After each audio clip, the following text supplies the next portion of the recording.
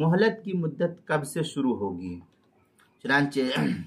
1 سال کی مدت اس وقت سے شروع ہوگی جب باقاعدہ قاضی اس کا حکم دے گا،